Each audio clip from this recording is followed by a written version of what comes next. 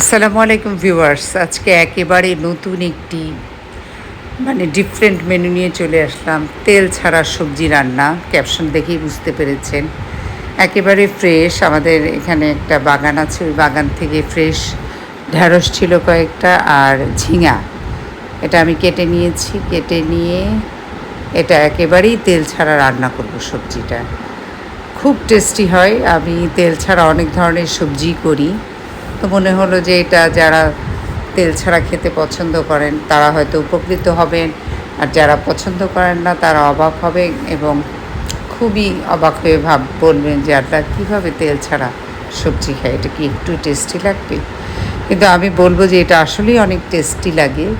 Not only এই একটি ঢ্যাঁড়সের তরকারি না, এছাড়াও আমি দেখা যায় মূলা দিয়ে চিংড়ি মাছ রান্না করি। ওটা তো একটু তেল দিই না, ধনেপাতা দিয়ে অনেক টেস্টি হয়। কেউ ধরতেই পারে না যে আমি ওটাতে তেল দিইনি, যে একেবারেই বলি যে অল্প তেল দিয়েছি, আসলে তেলই দিই না। তো এই তরকারিটাতেও তাই, যে আমি সবজিটা ফ্রেশ কিনে নিয়ে এসে নিজেই কেটে নিলাম। নিয়ে আমি সব প্রথমে লবণ দিয়ে, তারপর হলুদ মরিচের গুঁড়া, একটু কাশ্মীরি মরিচের গুঁড়াটা দিই আমি সব তরকারিতে কালার হওয়ার জন্য।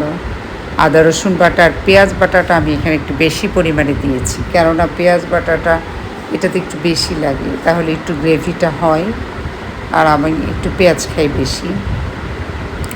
তো যাই হোক, আমি এটা বেশ ভালোভাবে নেড়ে চেড়ে দেবো। আরও দিয়েছি ধনিয়া গুঁড়া আর জিরা গুঁড়া, এটা আমি দিই।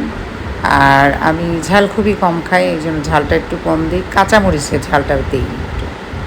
আর যেহেতু এই তরকারিটা একটু আমি তেল ছাড়া হবে, এই জন্য একটু ঝালটা একটু বেশি দেবো তুলনামূলক। এই তরকারিটা কিন্তু খেতে অনেক মজা, আপনি অনেকক্ষণ ধরে মাখাতে হবে। আর আমি এখন আমার দর্শকরা বলতে পারেন যে আপু আপনি কেন হাত দিয়ে করলেন না? হাত দিয়ে করলে আরও ভালো হতো। আমি সাধারণত গ্লাভস দিয়েই মাখাই। তো আজকে আর গ্লাভসটাও বের করতে ইচ্ছা করলো না, আর চামচ দিয়েও মাখাই, তো এই জন্য চামচ দিয়ে মাখালাম। হাত জলে আমার ভীষণ, মরিচ ধরতেই পারি না।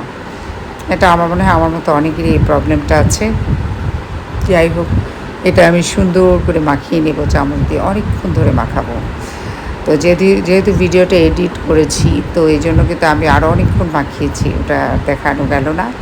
যত মাখাবেন তত মজা হবে। কারণ আমার মারা বলতো, যে মায়েরা যখন যে ইলিশ মাছ, বিশেষ করে ইলিশ মাছ, আমার মা বলতো যে মাখাতে মাখাতেই নাকি হয়ে যায়। তো যাই হোক, ওটা তো বলার মতো বলা। তবে যে কোনো তরকারি, যে কোনো খাবার আপনি যত ভালো করে মাখাবেন তত ভালো করে সেটা পারফেক্ট হবে। যেমন একটা পিঠার কথাই ধরি, যে আমরা যে তেলের পিঠা, বেসিক যে তেলের পিঠা, এই তেলের পিঠার কিন্তু আটাটা আপনি যদি ভালো করে হাত দিয়ে মাখান, তাহলে তেলের পিঠাটা ফুলবেই। আমাদের কিন্তু এত সময় থাকে না মাখানোর, এই জন্য আমাদের কোনো পিঠাই হয় না। কারণ প্রত্যেকটা জিনিসই মাখানোর মধ্যেই একটা আর্ট আছে। দেখেন, আমি কিন্তু তরকারিটা বসিয়ে দিয়েছি অলরেডি। আমার তরকারিটা একটু ঢেকে দিয়েছিলাম।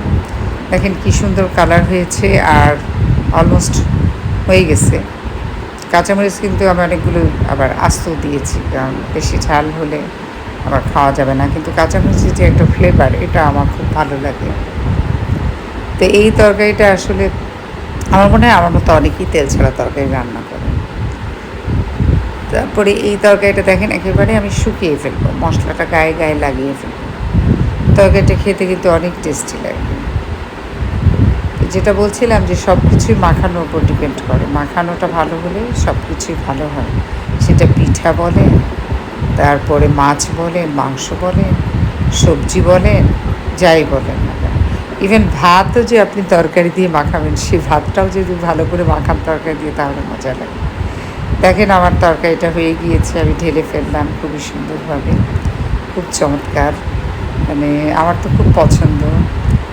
আপনারাও আশা করি আমারটা দেখে বানিয়ে খাবেন। এই তরকারিটা খেতে কিন্তু অনেক টেস্টি লাগে। নট অনলি এটা আপনি মূলা চিংড়ি করতে পারেন, ঢ্যাঁড়স দিয়ে করতে পারেন, পুঁই শাক দিয়ে চিংড়ি মাছ করতে পারেন।